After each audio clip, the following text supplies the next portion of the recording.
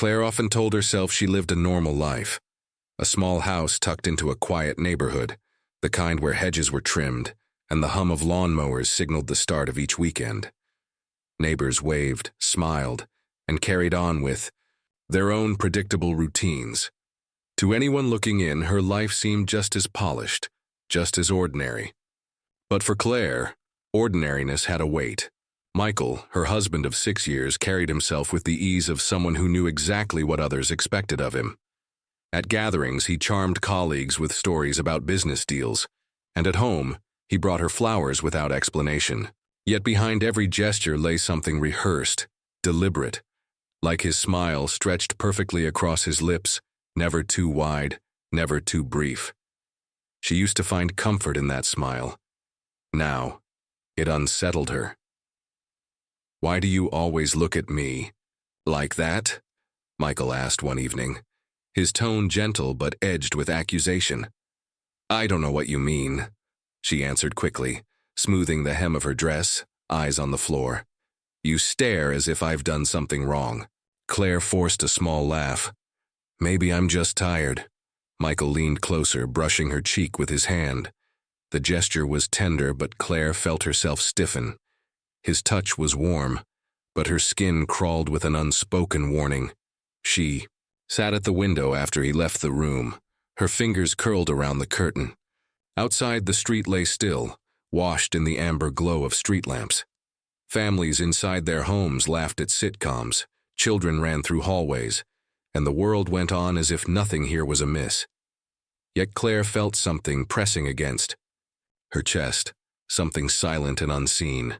Her phone buzzed on the table, just a calendar reminder for groceries. Still, she startled, heart pounding as if caught in a secret. She told herself she was overthinking, imagining patterns where there were none. But deep down, a whisper gnawed at her. Something about Michael's quiet control, his perfectly measured words, and his endless, unreadable smile. Claire's reflection in the glass met her own eyes, tired and uncertain. She wanted to believe she was safe in this life, in this marriage. But safety was beginning to feel like a story she had been told, not one she was living. And the locked study door down the hall waited, silent, for her questions to grow. The memory of Michael's smile lingered in Claire's mind, long after the evening had faded into night. She tried to shake it off, convincing herself that doubt was simply the shadow of exhaustion. Yet, the house seemed to echo differently when Michael was awake past midnight. She woke to the sound of murmured voices, faint but distinct, seeping through the floorboards. It was Michael's voice, measured, steady, paired with pauses as if he were listening carefully. Claire slipped from the bed and crept down the hall, her bare feet brushing against the cold hardwood. The study door was closed. Locked. She tried the handle once, twice, pressing her ear against the wood. Michael's tone shifted low, then sharp as though he was bargaining with someone. Her stomach twisted. When the door finally opened minutes later, Michael stood there, phone still in hand. His eyes flickered, just for a second, before his expression settled into practiced ease. "Why are you up?" he asked, voice calm but threaded with irritation. Claire swallowed. I heard you talking," he tilted his head. "And you thought what? That I'm plotting some great conspiracy?" "I didn't say that," she whispered. Michael's laugh was quiet, humorless. "Claire, you've always had an overactive imagination. It's charming until it's not." She looked past him, trying to glimpse the desk, but his body blocked her view. He closed the door behind him and brushed past her with an air of dismissal. "Go back to bed," he said, softer this time, almost coaxing. "You need rest." But the tenderness rang false. Later, lying awake, Claire replayed his tone. The sarcasm cut deeper than the words themselves. She began to wonder if her unease was her own creation. Michael was right, wasn't he? She had been under pressure, isolated from friends she barely spoke to anymore. Maybe she was inventing suspicion to fill the silence. Still, every time Michael disappeared into that locked room, unease settled heavier on her chest. His voice carried through the walls, hushed, controlled, never letting her hear enough to understand. One night, as she lingered at the window to quiet her nerves, she caught the faintest movement outside, the shadow of a figure, there and gone in the rain-slicked street. Claire's breath caught in her throat. She turned, half ready to tell Michael, half afraid to know his reaction. The house felt less like shelter, more like a stage, and every lock seemed to have been placed to keep her out. And the feeling that someone or something was watching only grew stronger. The rain fell hard that night, drumming against the windows in an endless rhythm. Claire lingered by the glass, her pulse still unsettled from the locked study, and the shadow she had glimpsed outside. Streetlights flickered in the storm, their glow bending in watery halos. At first, she thought it was nothing, just the sway of branches in the wind. But then she saw it, a figure unmoving, half hidden near the edge of the yard. The silhouette stood too still, too deliberate, as though it had been waiting all along. Claire's breath caught. She pulled the curtain back quickly, heart hammering. "Michael," she called, her voice trembling. He appeared moments later, calm, as ever, eyes narrowing at her expression rather than the storm outside. "What is it now?" "There's someone out there," she whispered, pointing toward the yard. Michael followed her gaze, squinting into the night. The rain blurred everything, but the space where she had seen the figure was empty. His lips curved into that familiar, unsettling smile. "Claire," he said slowly, "you can't keep doing this. First the phone calls, now phantoms in the rain? You're letting your mind play tricks on you." "I saw them," she insisted. "No, you wanted to see them," Michael replied, his voice sharpening. "Because you've convinced yourself something is wrong, but there isn't." "There never is." Claire felt her cheeks flush hot with shame. "Why won't you believe me?" "Because," he said, stepping closer, lowering his tone, "I know you, and I know when you're spinning stories." He kissed her forehead as if to soothe her, but the gesture carried a finality, an end to the conversation, not comfort. Then he walked back toward the study, leaving her alone at the window. The rain intensified, lashing against the glass. Claire pressed her forehead to the cold pane, whispering to herself, "I'm not imagining this." Outside, the street stretched, quiet, but the weight of unseen eyes lingered. Whether Michael believed her or not, she could not shake the truth of what she'd seen. A figure standing in the storm, watching. And now, she needed to know why. The rain had stopped by morning, but its heaviness clung to Claire's chest. She moved through the house quietly, Michael still asleep, his even breaths filling their bedroom. She tried to convince herself that the figure in the storm had been her imagination, but the unease wouldn't let go. In the kitchen, while searching for a misplaced recipe book, her hand brushed against a thin envelope tucked at the back of a drawer. It looked deliberate, hidden among stray papers that hadn't been touched in years. Curiosity overpowered caution. She unfolded it with trembling fingers. The handwriting was elegant, feminine. The salutation read, "My dearest Michael." Claire's pulse quickened as her eyes moved down the page. The words weren't ordinary. They carried intimacy, regret, longing, and accusation. "You promised me forever. You swore I was the only one. Do you think I could ever forget what you did?" The signature at the bottom was simple. Elena. Claire's stomach twisted. She read the letter twice, 3 times, the words burning into her mind. Who was Elena? Why had Michael hidden this? And what exactly had he done that could not be forgotten? The sound of footsteps on the stairs startled her. She shoved the letter back into the drawer, closing it quickly. Michael entered, rubbing his. "Eek. You're up early." "Yes," Claire murmured, forcing calm. He glanced at her, sharp eyes catching the tension in her posture. "Something wrong?" She shook her head. "Just couldn't sleep." Michael studied her a beat too long, then offered a smile. Thin, calculated. "You really should stop worrying so much. It makes you fragile." Claire swallowed hard. "Maybe I'm just tired." "Of course you are," he said, kissing her cheek before heading toward the study. The door clicked shut behind him, the lock sliding into place. Left alone, Claire pressed her hands against the drawer, heart racing. Fragile. That was how he saw her. Weak, easy to dismiss. But the letter burned in her thoughts, an anchor she could no longer ignore. Whoever Elena was, she carried the truth of Michael's past. And Claire needed answers, even if it meant breaking through every carefully locked door in this house. Her eyes drifted toward the study, listening to the faint murmur of Michael's voice through the walls. The fight that had been simmering between them was no longer avoidable. It was inevitable. The letter haunted Claire all day. Its words clung to her thoughts like a stain she couldn't scrub away. By evening, the weight of silence between her and Michael became unbearable. He sat in the living room, scrolling through his phone with the ease of someone who had nothing to hide. The sight of his composure ignited something sharp inside her. "Michael," she said, her voice steady but strained. He looked up, eyebrows raised. "Yes?" "I found something today." His expression flickered, barely, but enough. "Oh? What is it this time?" "A letter," she pressed on. "From someone named Elena." Michael chuckled, low and mocking. "You've been snooping again. That's unlike you." "Don't twist this," she snapped. "Who is she? What does she mean by what you did?" He leaned back, folding his arms. "Claire, you always imagine the worst. Elena was someone from before, a friend who thought our closeness meant more than it did.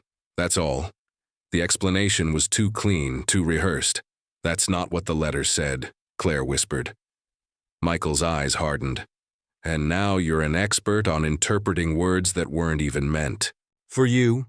The room felt smaller, air pressing against her ribs. "You lied to me," she accused, tears threatening to spill. He rose slowly, towering over her. His voice softened, but the venom in it was unmistakable. "No, Claire. You're lying to yourself. You're so desperate to create problems that you invent them. You twist scraps of paper into conspiracies." "I'm not crazy," she said, voice breaking. He smiled, that calm, deliberate smile. "Then stop acting like it." Her knees weakened under the weight of his certainty. Every accusation she made slipped from her grasp, reshaped into proof of her fragility. Tears blurred her vision as Michael gently touched her arm, mock tenderness. "You see," he murmured, "this is why I protect you from yourself." The fight ended not with resolution, but with Claire's silence. She collapsed onto the couch, sobs muffled against her hands, while Michael returned to his phone as if nothing had happened. His dominance wasn't loud. It was calculated, pressing her deeper into doubt until she questioned her own mind. Upstairs, the bathroom mirror later reflected swollen eyes and trembling lips. Claire clutched the sink, whispering, "I know what I saw. I know what I read." But, beneath her defiance, fear pooled dark and certain. If Michael could twist truth so easily, what else could he hide? And the answer, she sensed, would bleed into her world soon enough. The argument with Michael lingered like smoke in the air, seeping into every corner of the house. Claire moved through the next day in silence, her body heavy with exhaustion. But the silence gave her something else, time to notice the little things she had ignored before. While cleaning the kitchen that afternoon, she bent down to grab the spare roll of trash bags from under the sink. Her hand brushed against something, stiff, fabric hardened by stains. She pulled it out, and the sight struck her cold, a rag darkened with dried blood. Claire froze. The color wasn't faint, it was thick, mottled, as if whatever had bled a lot. She pressed the rag to her nose. The metallic scent still clung to it. The room tilted. She dropped it onto the counter just as Michael entered the kitchen. His eyes went immediately to the rag. For a moment his face gave nothing away, then his jaw tightened. "What's that?" Claire asked, voice trembling. Michael didn't miss a beat. "From work. I cut my hand last week, didn't I tell you?" "No," she whispered. "Well, I did. You just weren't listening." His tone was sharp, defensive. He took the rag, folded it quickly, and shoved it back under the sink. "Nothing to panic over." Claire's hands shook. "That's a lot of blood for a cut." He turned toward her, eyes cold, his smile stretched too thin. Do you have medical expertise now? Or is this just another one of your stories? The words stabbed more than the rag itself. I just want the truth, she murmured. Michael stepped closer, brushing his fingers against her cheek with forced gentleness. And I just want peace. But you can't stop picking at things that don't matter. His touch lingered, not affectionate but restraining. Then he released her and walked away, his footsteps steady, unhurried. Claire stood rooted, heart pounding, against her ribs. His explanation was too simple, too dismissive. She knew the difference between a small cut and blood that looked like it had poured from something deeper, darker. The rag still seemed to breathe beneath the sink, whispering of things she wasn't meant to see. Claire leaned against the counter, nausea crawling up her throat. For the first time, the thought struck her with piercing clarity. What if Michael was capable of far worse than lies? And when a knock sounded at the door the next evening, her dread only sharpened. The knock at the door came just after dusk, firm and deliberate. Claire startled, her mind flashing back to the rag beneath the sink. Michael moved before she could, his stride unhurried, almost too casual. He opened the door a crack, and the figure on the porch leaned slightly into the light. Man in plain clothes, coat damp from drizzle, eyes sharp and assessing. "Mr. Lawson?" he asked. Michael's voice was clipped. "Yes." "Detective Harris," the man said, flashing his badge briefly before slipping it away. "I'd like to ask you a few questions." Michael's jaw tightened.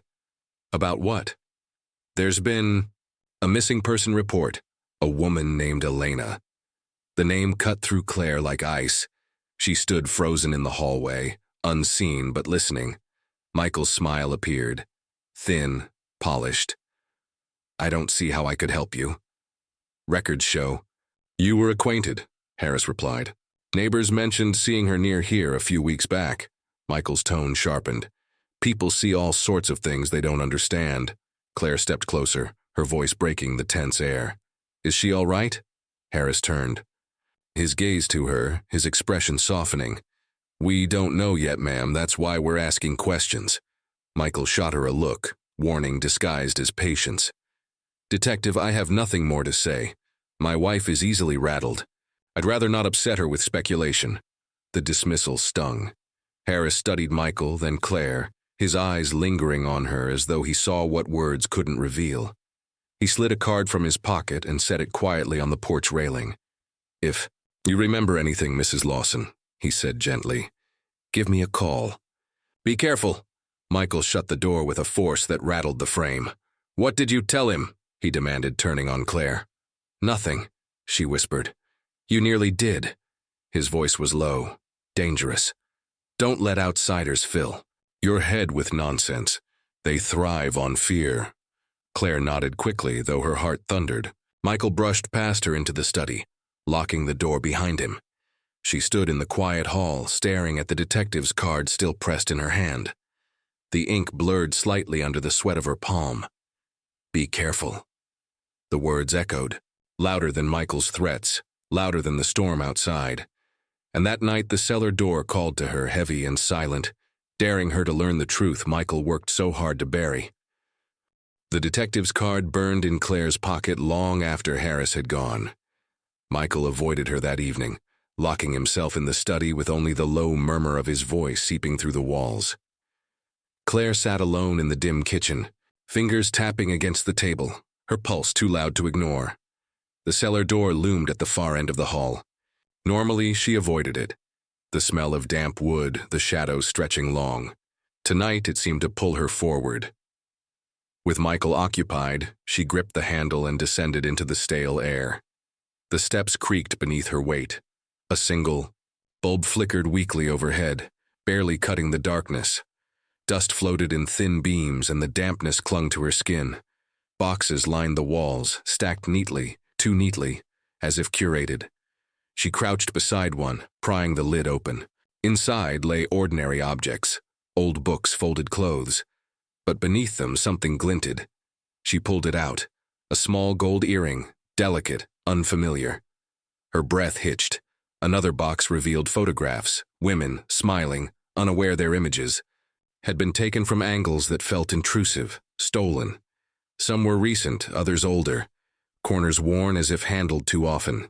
Her hands trembled as she shuffled through them, and one name scratched in pencil on the back of a photo froze her blood. Elena. Claire dropped the stack, papers scattering across the floor. At the bottom of the box, she found notebooks, pages filled with lists of names, dates, places, notes written in Michael's precise handwriting. Some were crossed out, others underlined, marked with chilling detail. Her stomach churned. The cellar was no longer a space of storage. It was a vault of secrets, curated evidence of a life she had never known her husband lived. Footsteps echoed faintly above. Michael's voice carried, still on the phone. She only had minutes. She whispered to herself, "This can't be real." It can't, but it was. The earring pressed cold against her palm, the photographs staring back at her like a silent jury. Claire shoved the items back into the box, arranging them as carefully as she could, but her hands betrayed her, clumsy, with fear. The bulb overhead flickered harder, plunging the cellar in momentary darkness. Her heart stuttered. She forced herself back up the steps, shutting the door with silent care. Leaning against it, she gasped for air, pressing a hand to her chest. The house felt different now, hostile. Every locked door, every dismissive smile, every gaslit word, threads weaving into the truth she no longer doubted.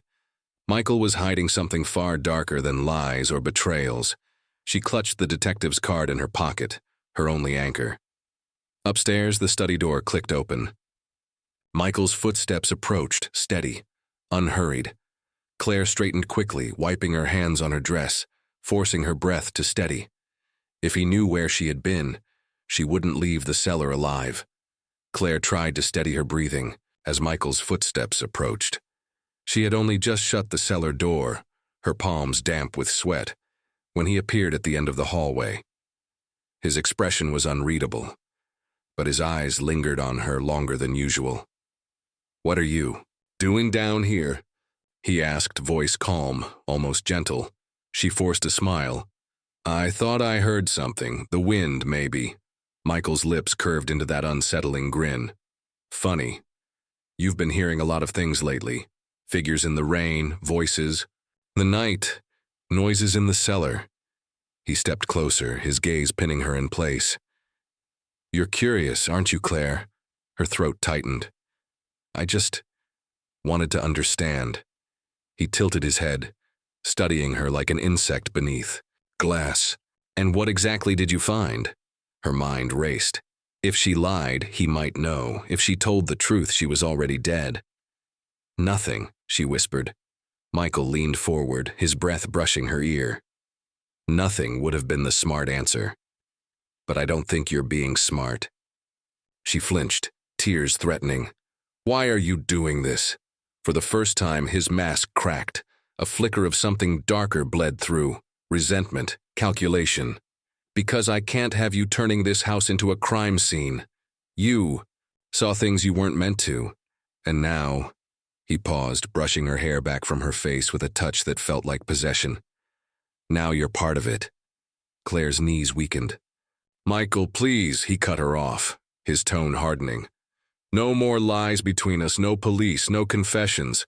If anyone asks, we know nothing. We protect each other. That's what marriage means, isn't it?" His words twisted the vow into something sinister. Protecting each other meant silence. It meant complicity. She tried to speak, but the weight of his presence silenced her. Her thoughts screamed, but no sound escaped. Michael straightened, his expression smoothing back into control. "You're frightened now, but fear has a way of teaching loyalty, you'll see." He kissed her forehead, a grotesque echo of comfort, and walked past her toward the kitchen. The smell of damp earth still clung to her from the cellar, mingling with his cologne. Claire stood frozen in the hallway, every nerve alive with terror. He knew she had seen. He wanted her trapped, and worse, he had bound her silence with the very promise that once defined their love. In that moment, Claire realized she wasn't just Michael's wife. She was his witness, his shield, his prisoner. And if she didn't find a way out soon, she would be his victim too. The dining table gleamed under the soft glow of the chandelier, its surface polished to perfection, the silverware aligned with mechanical precision. Claire set the plates carefully, her hands trembling as she adjusted a fork that needed no adjusting. Michael sat at the head of the table, watching her with quiet amusement, his eyes sharp, his smile calm and cruel. It was supposed to be dinner, but Claire knew better. Tonight was a performance, each of them playing their parts on a stage where love had long since died. "You've outdone yourself," Michael said smoothly, lifting the glass of red wine she had poured.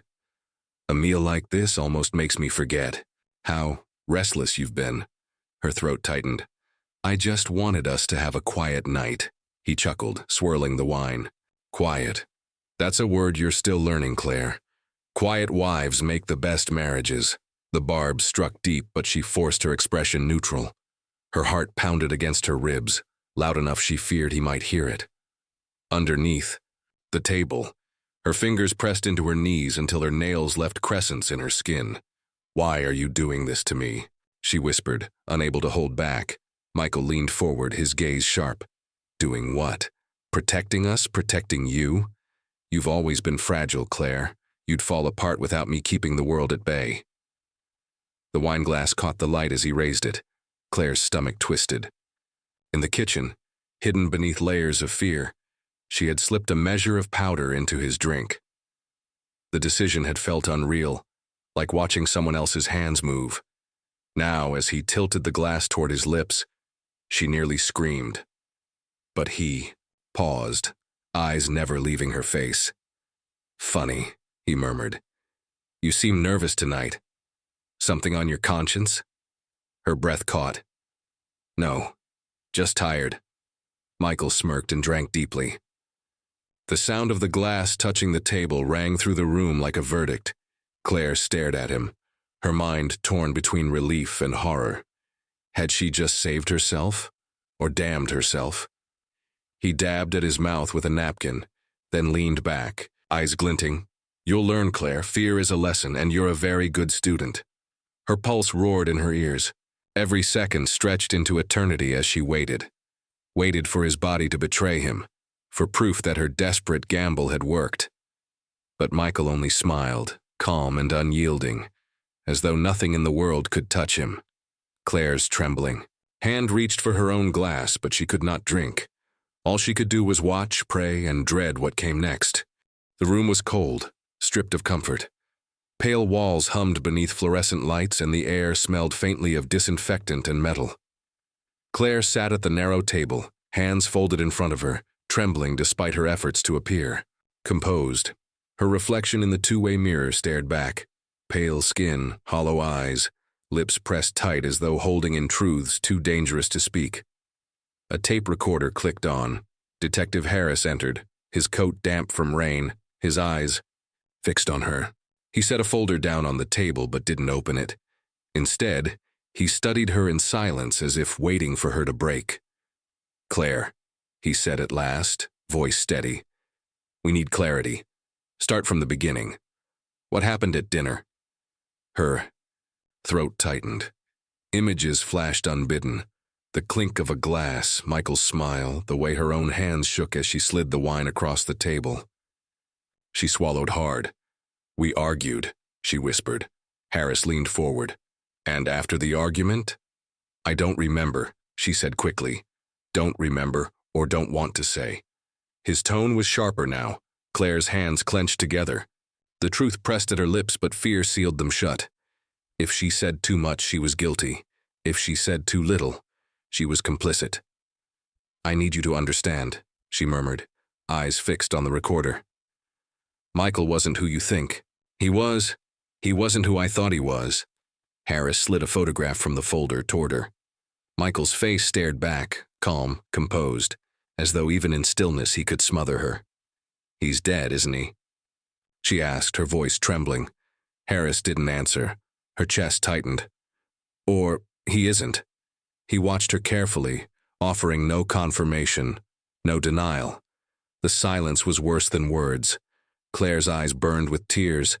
"If he's alive, then I'm trapped forever. If he's dead, she exhaled sharply. Then I killed him. Either way, I lose. Harris leaned closer, lowering his voice. Justice only works if the truth comes out.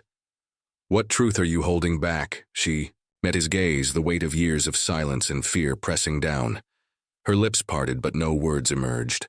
The truth was a poison of its own, one that could never be purged without consuming her. The detective waited, pen hovering over his notebook. Claire sat frozen, trapped between confession and denial, freedom and damnation. The recorder clicked, softly marking her silence. In that sterile room, marriage and justice blurred together into one haunting reality. Claire could never escape Michael, whether in life, in death, or in the ashes of her own guilt.